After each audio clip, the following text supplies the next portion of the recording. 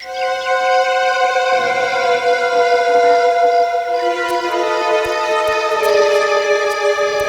आदमी कर क्या रहा है अंदर? बाहर निकलने का नाम ही नहीं ले रहा। सो गया है क्या अंदर? कमाल के लोग, दूसरे के टाइम की तो कोई वैल्यू ही नहीं।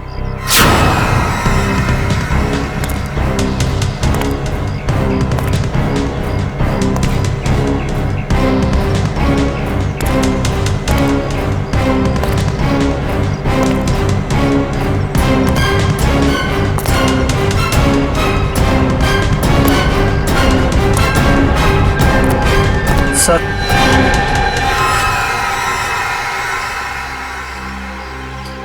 इतना लेट? ये सर्विस है तुम्हारे रिजॉर्ट की? सॉरी सर, आपने कैंची मांगी थी, वो तो नहीं मिली। चाकू लेकर आया, इससे काम हो जाएगा। तो ब्लडी लाउजी पीपल, 10:30 हो गए, मीटिंग्स करनी है, अपॉइंटमेंट्स है, और अंदर ये आदमी बैठ के धरना दे रहा है। सर, आप अंदर नहीं जा सकते सर।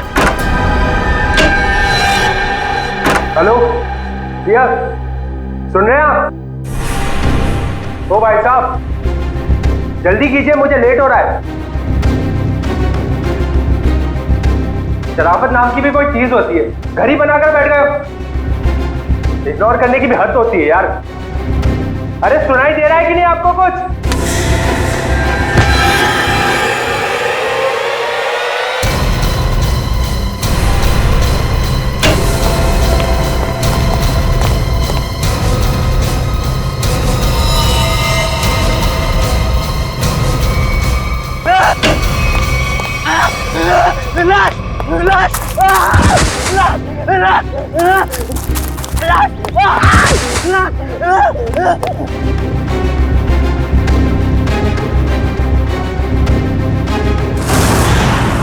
हाँ मैं पार्टी में आने की कोशिश करूंगी, कुछ प्रॉमिस नहीं कर सकती।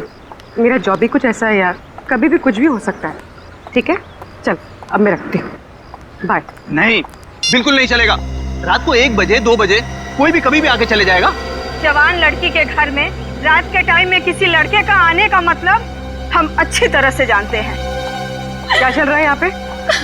हाँ, और ये रो क्यों रही है? आप इनसे ही पूछिए ना, इसने क्या चाला रखा है यहाँ पे। देखिए मैडम, ये सोसाइटी है और हम सब फैमिली वाले हैं, और ये कैसी कैसी हरकतें करके रखी हैं यहाँ। हरकतें? आपका क्या मतलब है? इसका मतलब ये है कि ये दोनों लड़के रात बिरात इसके घर आते हैं, दरवाजा खटखटाते हैं, शरारत करते हैं। और तुम एक बात कान खोलकर सुन लो, तुम यहाँ से खुद से चली जाओ, नहीं तो हम सब मिलकर तुम्हें जबरदस्ती यहाँ से निकाल देंगे। एक मिनट, शांत हो जाइए आप लोग। कौन है ये लोग? मुझे नहीं मालूम कौन है ये। 2 दिन से मेरी रूम पार्टनर नहीं है, और ये लोग रोज रात को आके मुझे तंग करते, जबकि मैंने इनको कभी देखा भी नहीं है। देख जिया, झूठ मत बोल, तू ही हमें बुलाती है और अब पहचानने से मना कर रही है। हाँ, कसम से हमेशा खुद ही फोन करके बुलाती है हमें। देखो, झूठ मत बोलो, मैं तुम लोगों को नहीं जानती हूँ। पता नहीं ये लोग मुझे क्यों बदनाम कर रहे हैं। देखो, झूठ और सच का फैसला कहीं और जाकर करना, समझी? गुप्ता जी, इस बात का फैसला अभी कीजिए आप, और अगर आपसे भी नहीं होता है तो हम सब मिलकर इस लड़की का कमरा खाली कर देंगे। प्लीज सर, ऐसा मत कीजिए। देखो, मैं तुम्हें भाड़े पे घर देने के वक्त कहा था ना, हमारे सोसाइटी का रूल बहुत सख्त है। क्या बोला था ना? बोला। प्लीज सर, इसमें मेरा कोई कसूर नहीं। फिर भी 2 दिन में मेरी रूम पार्टनर आ जाएगी, तब मैं अपना सारा सामान यहाँ से शिफ्ट कर लूंगी। ओके, 2 दिन का टाइम देता हूँ, लेकिन 2 दिन में रूम खाली हो जाना चाहिए, समझी? तुम दोनों भागो यहाँ से। अरे चलो निकलो। ठीक है जिया, ये तूने अच्छा नहीं किया। हाँ।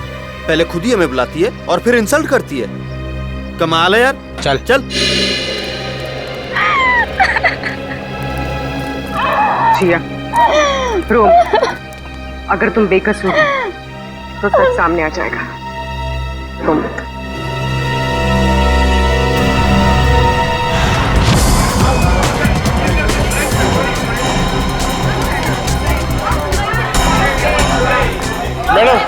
मैडम मेरा बिल बनाइए फौरन। सुनिए सुनिए, जरा शांत हो जाइए। देखिए यहाँ पर खून हुआ है। जब तक हमारा इन्वेस्टिगेशन पूरा नहीं होता कोई ये होटल छोड़कर नहीं जाएगा। मैडम आप भी ध्यान में रखिए, कोई भी गेस्ट नहीं जाएगा यहाँ से, समझे?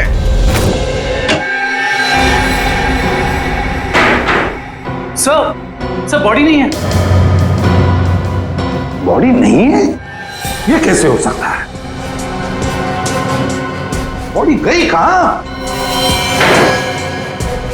बॉडी कैसे गायब हो गई? ये कैसे हो सकता है?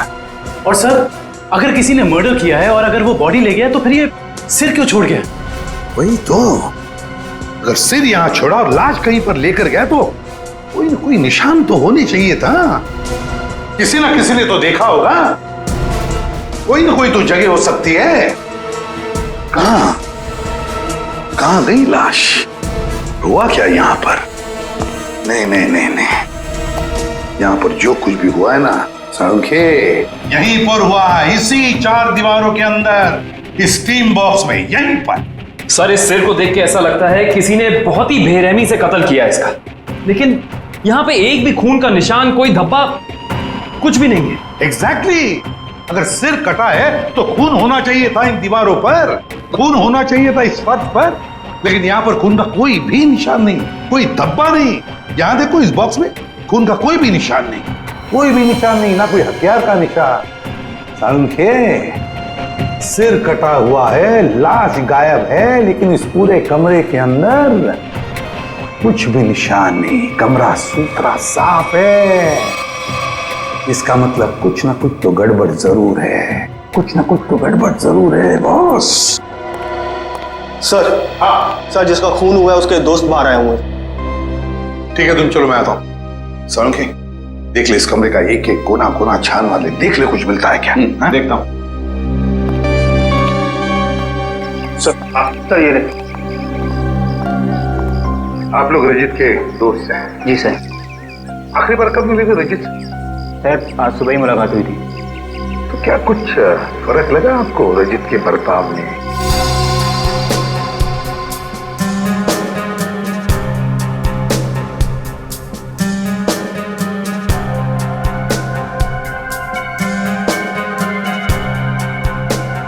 सर ऐसी तो कोई बात नहीं है।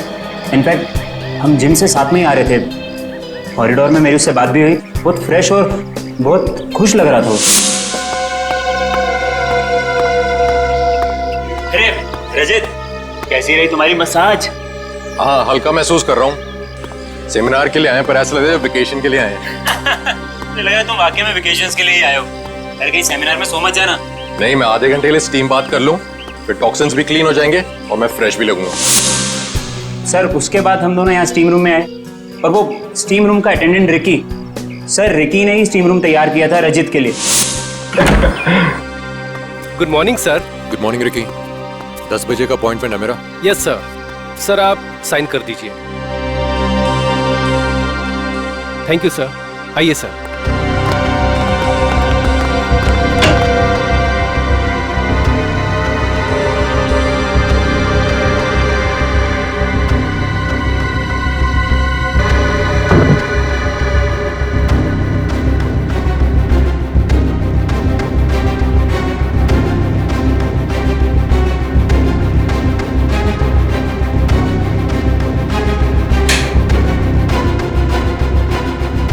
कितना टाइम लगेगा? सिर्फ 25 मिनट।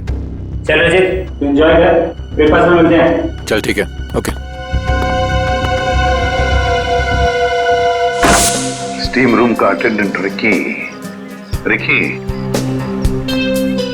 ये स्टीम रूम का अटेंडेंट रिकी कहाँ है? जरा बुलाओ उसे।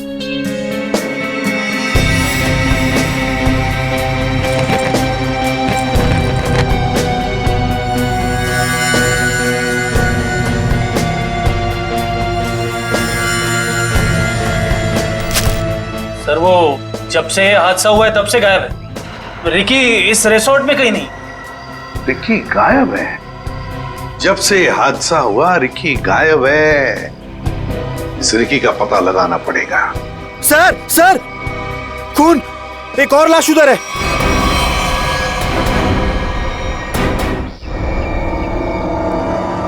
ये हो क्या रहा है आपके होटल में? हाँ, एक सिर मिला है जिसकी लाश गायब और अब ये दूसरा खून। सर मैं तो खुद परेशान हूँ, ये क्या हो रहा है मुझे समझ नहीं आ रहा सर। अब बाहर फेरिए।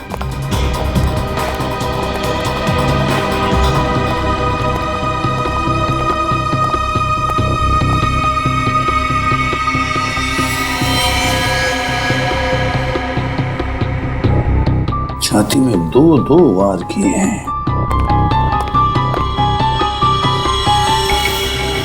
सर काफी गहरा है, पूरी ताकत से बात किया गया। हाँ,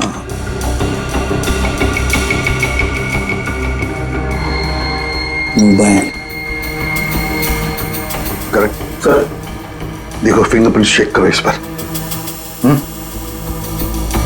सर हाँ, ये खाली ब्रीफकेस,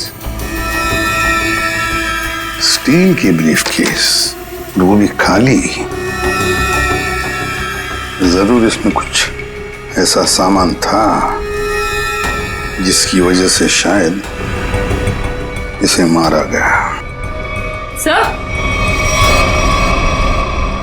ये 2 ग्लासेस। 2 ग्लासेस?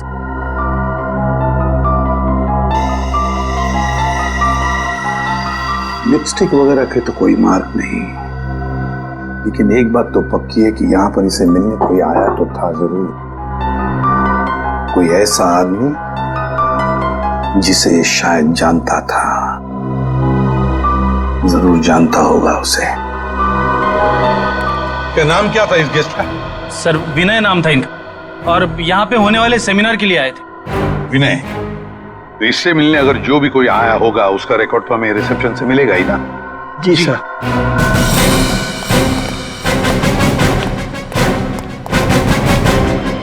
देखो विनय के बारे में और कुछ जानना चाहते हैं हम लोग। ये विनय कब आया था यहाँ पर? अब सर मिस्टर विनय ने आज सुबह ही चेक इन किया था हमारे रिजॉर्ट में, करीब 8 बजे। 8 बजे? जी। अकेले ही आया था या कोई साथ में भी था उसके? अब नहीं सर, वो अकेले ही थे। उनके रूम में कोई बाहर से विजिटर आया था? नहीं सर, बाहर से तो कोई नहीं आया था, लेकिन उनके सेमिनार से उनके रूम में कोई गया हो तो उसका पता नहीं हमें। अच्छा, विनय के बारे में कुछ खास बात याद आती है तुम्हें? मेरा मतलब है कुछ भी, यू नो। आपके रिसोर्ट में इस ब्रीफकेस के लिए कोई पर्सनल लॉकर है? आई एम सॉरी सर, हमारे रिजॉर्ट में ऐसी कोई फैसिलिटी नहीं है। ओके। हाँ सर, उनके पास एक छोटा सा स्टील का ब्रीफकेस था जिसे वो कुछ ज्यादा ही संभाल के रख रहे थे, और उसके लिए उन्होंने पर्सनल लॉकर के बारे में भी पूछा, बट सर हमारे रिजॉर्ट में ऐसी फैसिलिटी नहीं है। स्टील का ब्रीफकेस? लगता है ये वही स्टील का ब्रीफकेस है जो हमें उसके बेड पर से मिला है। जरूर उसके अंदर कोई कीमती, कोई इंपॉर्टेंट सामान होगा। सर ऐसा भी तो हो सकता है कि इस विनय की मौत का यही कारण हो। हाँ सर, विनय के रूम में कोई होटल के बाहर से नहीं, होटल के अंदर से आया था और दोनों साथ में ही बैठे थे। सर। हाँ करण। सर इस फोन पर जो फिंगरप्रिंट थे उसे उठा लिया सर। Very good. देखते हैं आखिरी फोन किसका था। पार्टनर, जरूर किसी पार्टनर ने फोन किया था विनय को। पता लगाना पड़ेगा है कौन ये पार्टनर।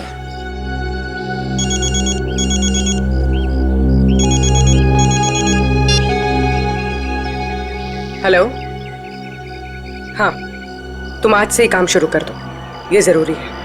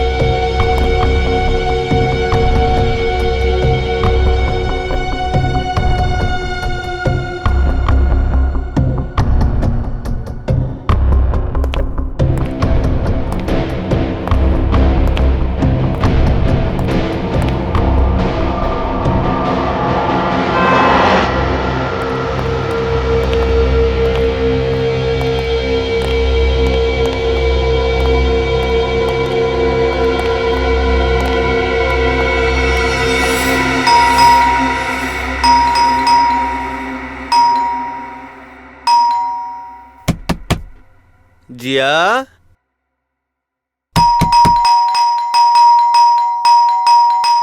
दरवाजा खोलो जिया। जिया, जिया, जिया दरवाजा खोलो वरना तोड़ देंगे हम, बता रहे हैं हम बस। ये इन लोगों का रोज का नाटक है। जिया, दरवाजा खोलो जिया। जिया प्लीज दरवाजा खोलो, प्लीज, नहीं तो हम तोड़ देंगे दरवाजा, बोल दे रहे हैं हम। जिया, जिया, पुलिस को फोन करते हैं, तभी बात समझ में आएगी। जिया, दरवाजा खोलो जिया। जिया,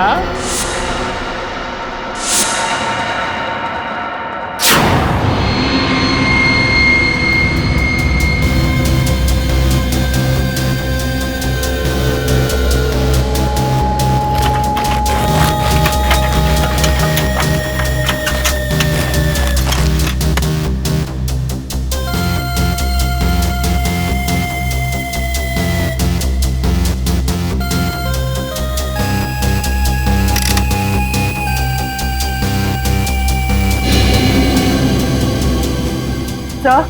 हाँ तारिका। सर इसकी खोपड़ी में एक अजीब बात है। अच्छा,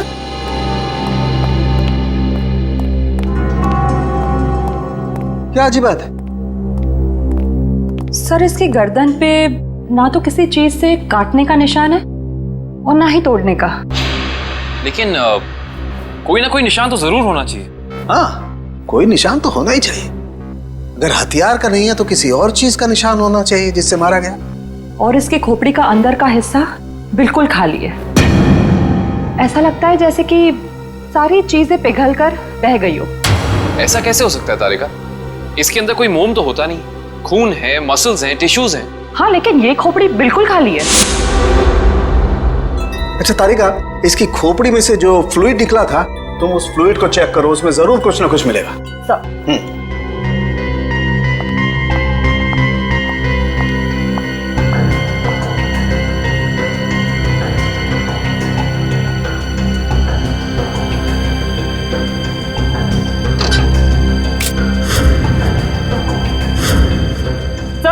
हाँ? ये देखिए।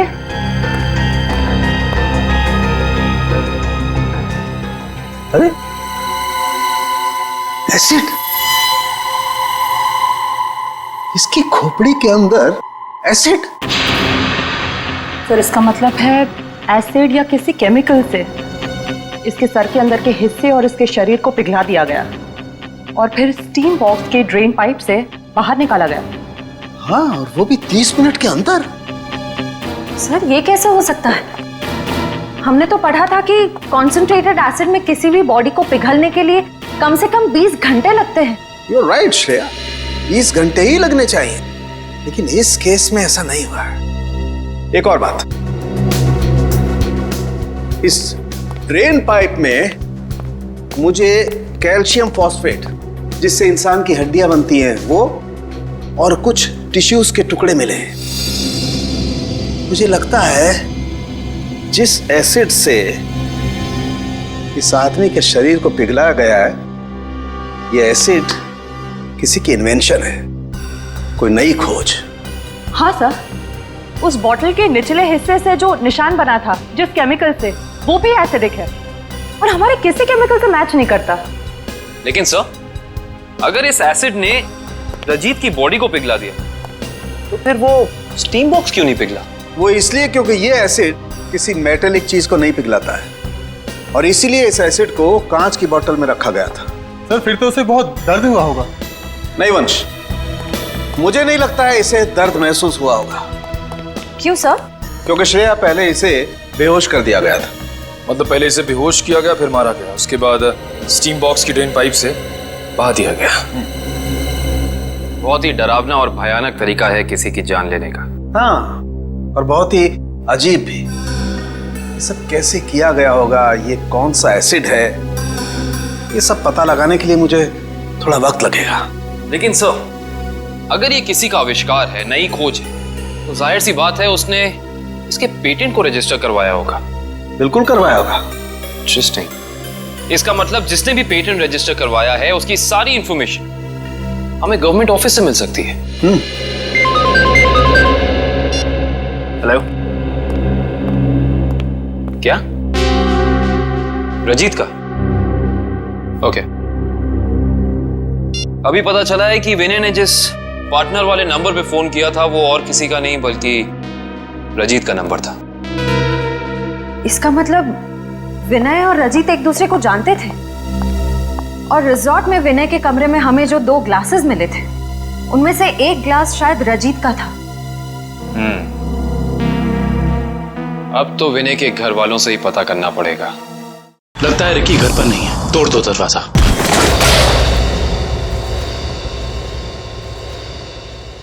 चेक करो।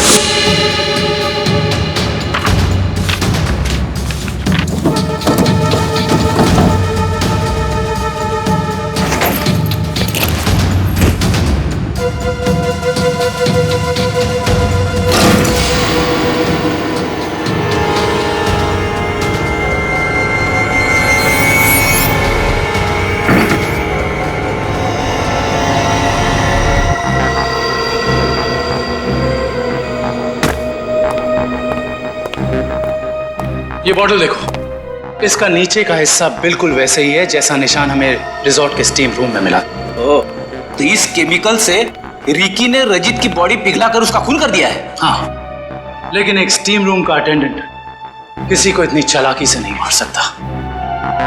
ये उसके दिमाग का काम हो ही नहीं सकता। कोई है जो उससे ये करवा रहा है। कौन करवा सकता है ये सब? इसका जवाब तो रिकी देगा। हाँ, और उसके लिए रिकी का मिलना बहुत जरूरी है। चलो बाहर लोगों से पूछते हैं, शायद उसे जाते हुए किसी ने देखा। एक्सक्यूज मी, आप लोग सब यहीं आसपास रहते हैं? जी जी। ये वो रिकी रहता है यहाँ पे, आप लोग उसे जानते हैं? आज आपने उसे देखा? हाँ सर, मैंने देखा उसे।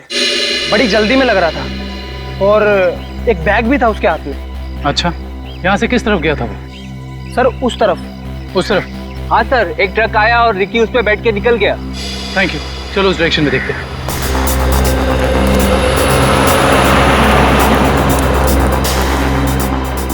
ये देखो, यहाँ पे रेत गिरी है, शायद ट्रक से गिरी होगी।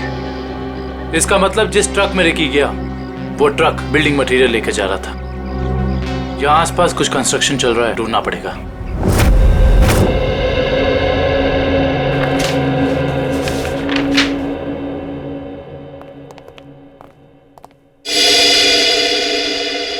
जी कहिए। सीआईडी। सीआईडी?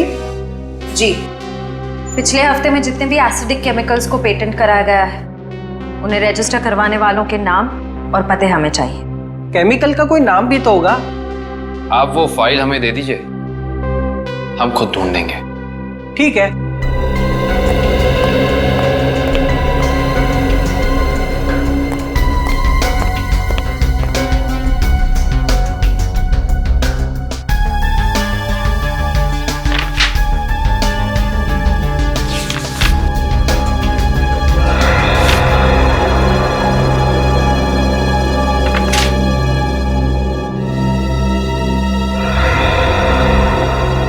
ये देखो, ये एसिड हाइड्रोवर्क्स नाम की एक कंपनी ने रजिस्टर कराया है और इस कंपनी के मालिक हैं रजित और विनय। इसलिए विनय के सेल फोन पे रजित का नंबर पार्टनर के नाम से सेव था। रजित अपने खोज से मरा और उसका पार्टनर विनय एक बंद कमरे में मरा हुआ मिला। इंटरेस्टिंग। ये केस तो और भी ज्यादा उलझता जा रहा है।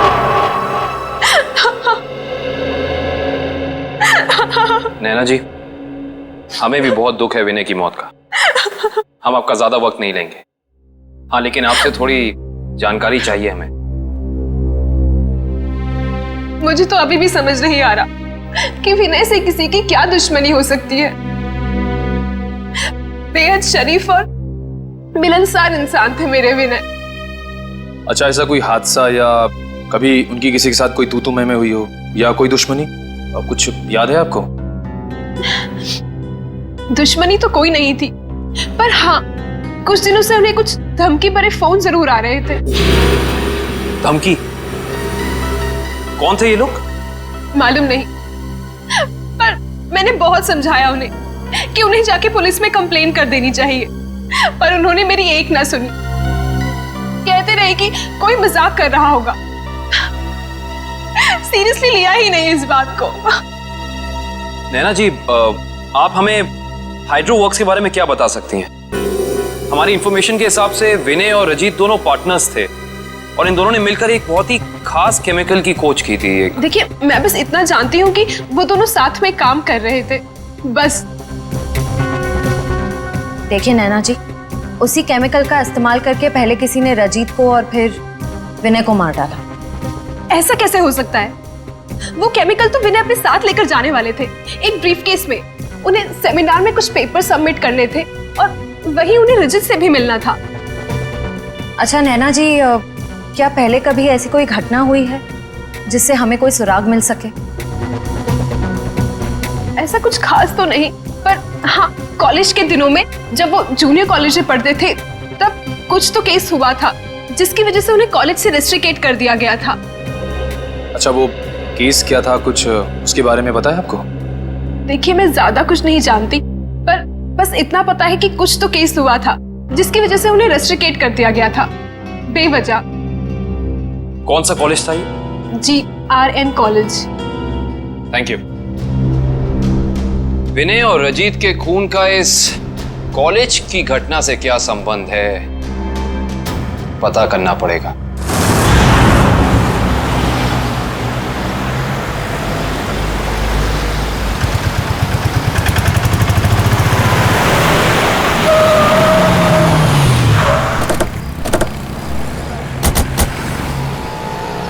ये देखिए, रेत यहाँ पे पड़ी हुई है और ये देखो टायर के मार्क्स। इसका मतलब ट्रक यहाँ पे आके रुक गया था, लेकिन ये कंस्ट्रक्शन का काम भी तो बंद है। यही वजह है कि अब हमें ये पूरी जगह चेक करनी होगी। आओ अंदर चलकर देखते हैं।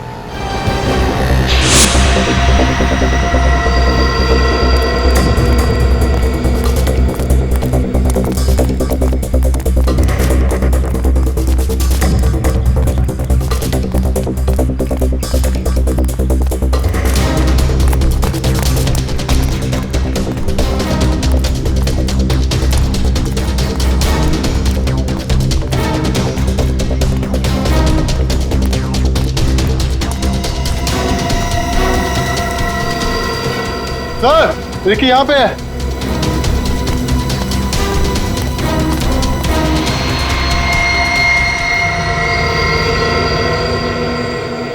रिकी, रिकी, ये तो ठंडा पड़ गया। हाँ सर, इसकी स्किन भी कड़क हो गई है। पहले से हॉस्पिटल पहुंचाओ।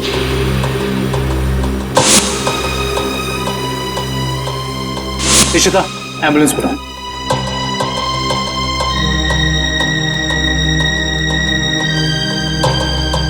इसके शरीर पे जेल जैसा कुछ लगा हुआ है, जिसकी वजह से इसका शरीर अकड़ गया होगा। और ये देखिए, आसपास के पत्थरों पे भी जेल जैसा ही है। ये देखो,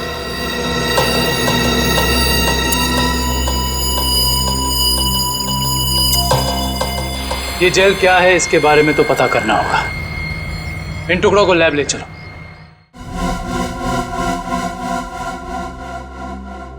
जिस तरीके का केमिकल हमें क्राइम स्पॉट पे मिला है, उसी तरह का केमिकल मैंने बनाया है और ये केमिकल मैं इस बॉक्स में डालता हूं। अरे का बॉडी टेम्परेचर मिला? नॉर्मल है सर। गुड। इस स्टीम बॉक्स में जो बॉडी है, ये लगभग इंसान की बॉडी की जैसे ही है। आपका कहने का मतलब है क्लोन की तरह? ऐसा ही समझ लो। अब इस मशीन में हमने जो केमिकल डाला है, उसकी स्टीम हम इस स्टीम बॉक्स में पास करते हैं। लगभग 30 मिनट तक हम स्टीम पास करते हैं। उसके बाद देखते हैं क्या होता है।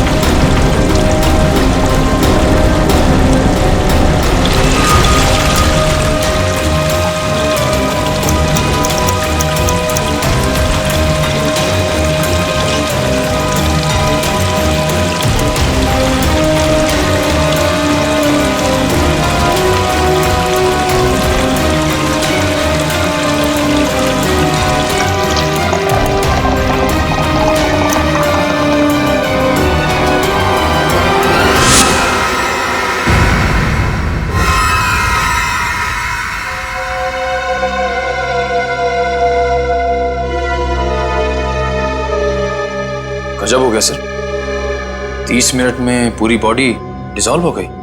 हाँ निखिल, ये केमिकल बहुत पावरफुल है। थोड़ी सी मात्रा में पूरी की पूरी बॉडी पिघल करके बह जाती है। रिकी की बॉडी भी इसी केमिकल की वजह से फ्रीज होकर के अकड़ गई थी। आई सी, बहुत ही खतरनाक केमिकल है ये।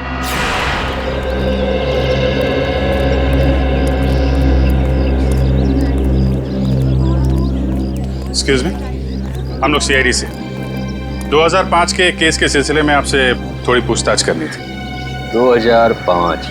ये तो बहुत पुराना केस है, लगभग 9 साल पुराना। आप रमेश जी से पूछिए, वो यहाँ के सीनियर हैं। Thank you. रमेश जी, हम लोग सीआईडी से 2005 में एक घटना हुई थी जिसमें रजित और विनय का नाम आया था। रजित और विनय? सर क्या है कि हर साल इतने लड़के लड़कियां आते हैं तो नहीं, उस केस में इन दोनों लड़कों को रेस्ट्रिकेट किया गया था। रेस्ट्रिकेट? अरे हाँ, याद आया, उस साल कॉलेज के एक स्टूडेंट की मौत हो गई थी और इन दोनों लड़कों का नाम भी उस केस से जुड़ गया था। काफी बवाल हुआ था। ये स्टूडेंट कौन था और उसकी मौत कैसे हुई? मैडम, बहुत अजीब तरीके से हुई थी। ये किस्सा लेबोरेटरी में हुआ था।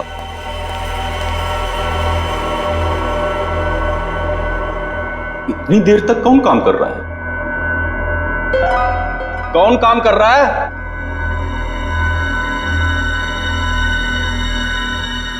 अरे भाई, खोगे का काम में जवाब तो दो, कब तक काम करोगे? अरे चुप क्यों हो? बताओ, मैं लेबोरेटरी बंद करूं या खुली रहने दूं?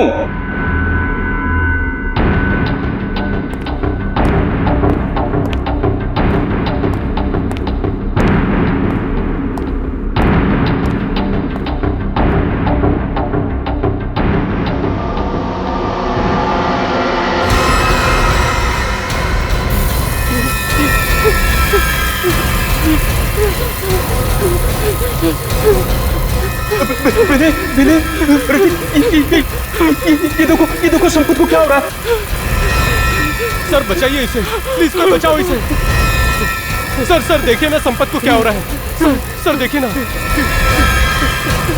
क्या कुछ करो भाई। सर क्या हो रहा है, देखिए ना सर बहुत भयानक था वो। ऐसा मैंने पहले कभी नहीं देखा था। एक आदमी खड़ा था और खड़े खड़े पिघल गया। संपत नाम था उसका, पुलिस केस भी हुआ था और विनय और रजित को रेस्ट्रिकेट किया गया था। इस केस से जुड़ी सारी फाइलें चाहिए। हेलो, कहाँ? कौन से रेस्टोरेंट? ठीक है, मैं पहुंचती हूँ, नजर रखना।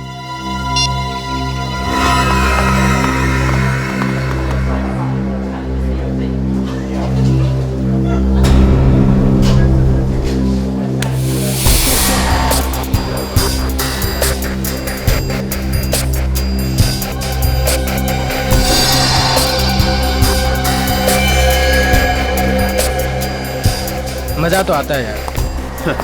अरे काहे का मजा यार? पता है, रात को जैसे ही जाते हैं ना उसके घर के सामने, तभी चौकीदारों को पटाना पड़ता है।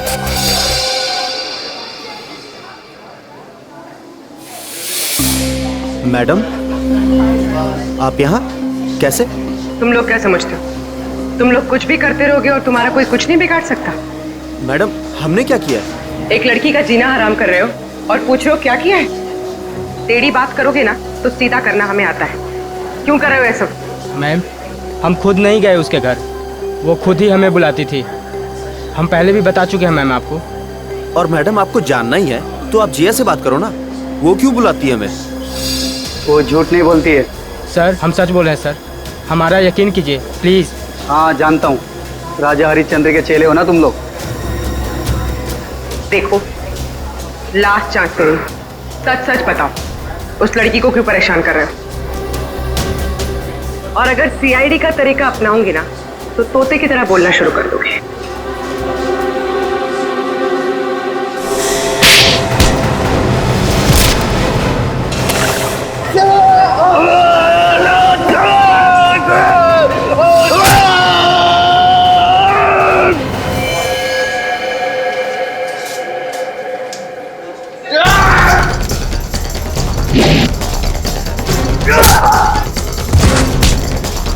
लड़कियों को छेड़ता है।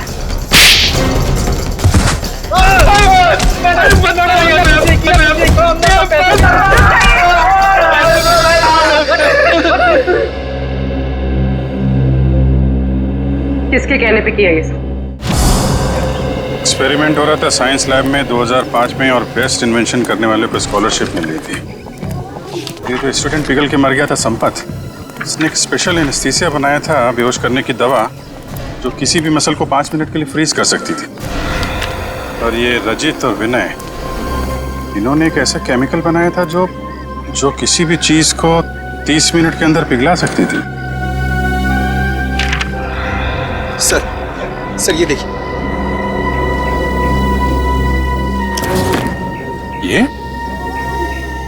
ये भी उस वक्त कॉलेज में था, पर ये बात उसने हमसे छुपाई।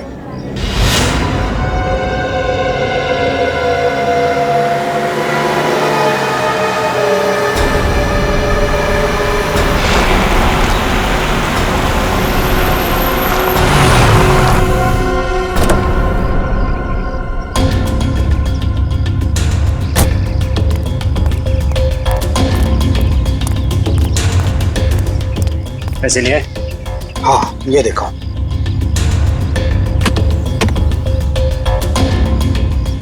अब खुश? गुड। ये रहा तुम्हारा सामान।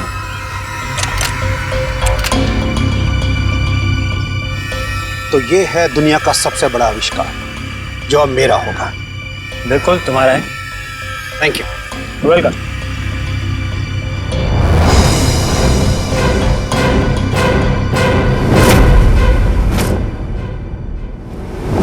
ये छुप छुप के क्या कर रहे हो? हैं?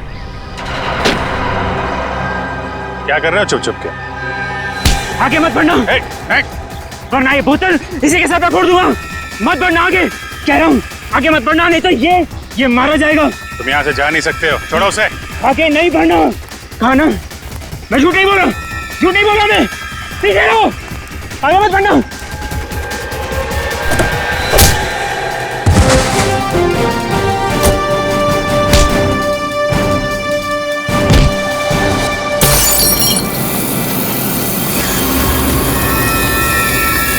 क्रिश्चियन, मंच, हॉस्पिटल लेकर आओ जल्दी।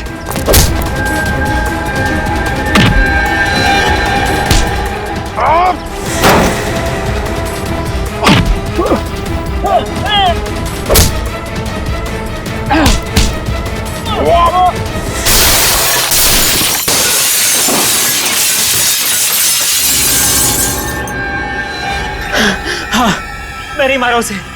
विनय और रजित के केमिकल का इस्तेमाल करके मैंने संपत को लैब में मार डाला। अरे तेन, तुम यहाँ क्या कर रहे हो? और संपत के बनाए हुए केमिकल पर अपना नाम डालकर मैंने उसे भेज दिया। क्यों किया तुमने ऐसा? मुझे पैसों की जरूरत थी। मेरे खर्चे पूरे नहीं पड़ रहे थे। और जब मुझे पता चला कि संपत ने एक ऐसे केमिकल का आविष्कार किया जिससे बॉडी फ्रीज हो जाती, उसकी इंटरनेशनल मार्केट बहुत ज्यादा थी, उससे वो केमिकल हासिल करने के लिए मैंने उसे भी मारा।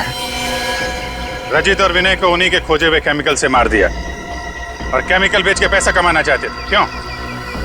हाँ। और इसमें वो स्टीम रूम का अटेंडेंट रिकी, उसने तुम्हारी मदद की थी। हाँ, लेकिन मैंने उसे पैसे दिए थे। इस बॉटल का सारा केमिकल स्टीम बॉक्स में डाल देना। जैसे ही काम खत्म हो जाए इस बॉटल को गायब कर देना। चलो।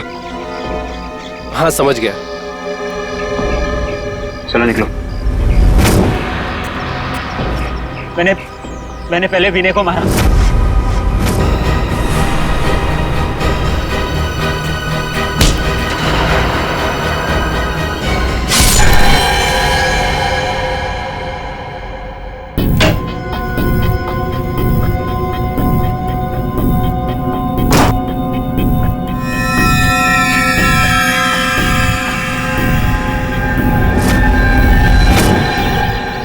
और फिर रिकी की मदद से मैंने रजित को खत्म कर दिया।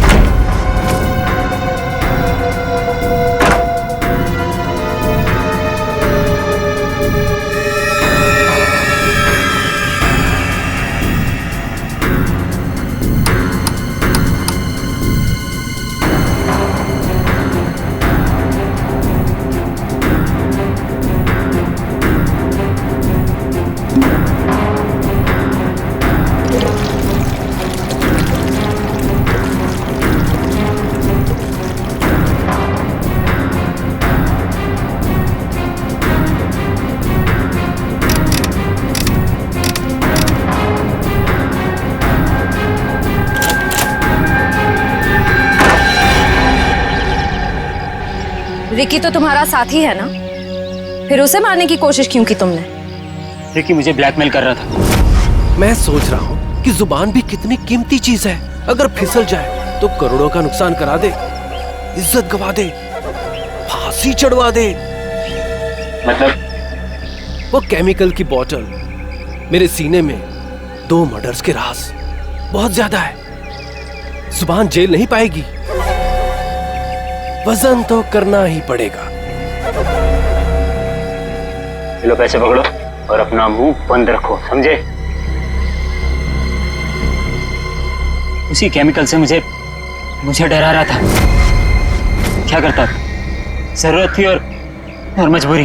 Shut up! समाज की भलाई के लिए की गई खोज का गलत इस्तेमाल किया है तुमने। 3 खून किए हैं। तुम जैसे लोगों के लिए कानून ने भी एक खोज की है, फांसी।